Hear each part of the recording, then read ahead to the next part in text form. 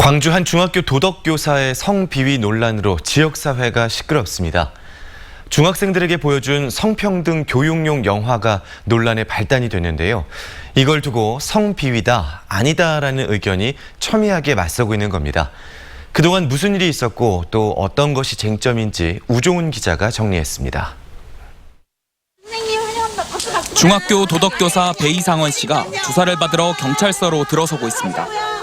배이상원 교사는 지난해와 올해 중학교 도덕수업 성교육 시간에 학생들에게 틀어준 단편 영화가 문제가 돼 경찰에 수사 의뢰됐습니다. 프랑스 여성 감독이 제작한 11분짜리 영화 억압당하는 다수는 남성과 여성의 성 역할을 사회적 통념과 정반대로 바꾼 이른바 미러링 기법의 영화입니다.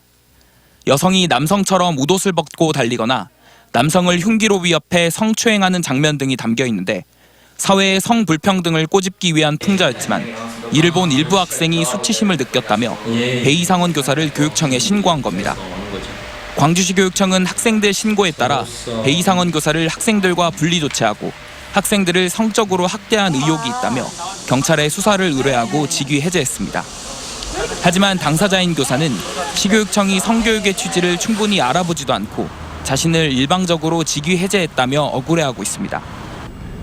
전혀 그런 과정이 없는 채로 이렇게 갑자기 신문고를 통해서 또 설문을 통해서 그렇게 표현됐을 때 느끼는 당혹스러움이, 그리고 뭔가 소통의 필요를 느끼지만 이미 2단계가 돼버리니까 소통할 수가 없는.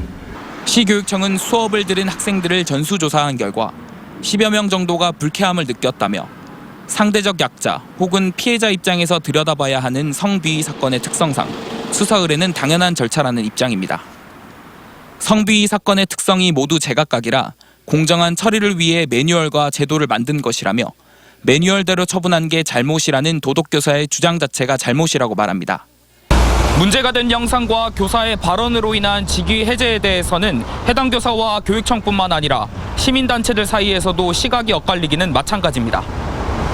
정교조는 해당 교사의 수업 내용을 들어보면 이것이 성희롱에 해당하는 것인지 우리 사회의 성평등을 이야기하는 것인지 알 수 있는데도 교육청의 탁상행정으로 교권이 침해됐다고 주장하고 있습니다. 교육적 맥락이 존중될 수 있는 어떤 공간과 분위기 속에서 토론을 통해서 이렇게 또는 해명하고 사과를 통해서 해결될 수 있는 자리를 아예 빼앗긴 것에 대해서. 반면 여성단체들의 입장은 사뭇 다릅니다.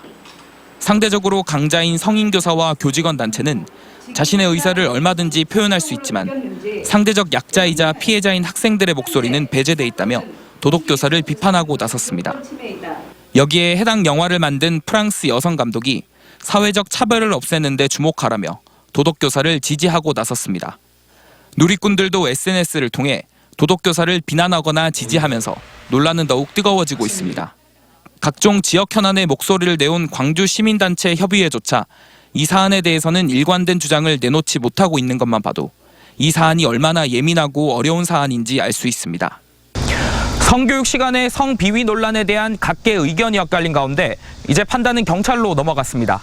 하지만 경찰 수사 결과가 나오더라도 이와 관련된 논란은 당분간 계속될 전망입니다. MBC 뉴스 우종훈입니다.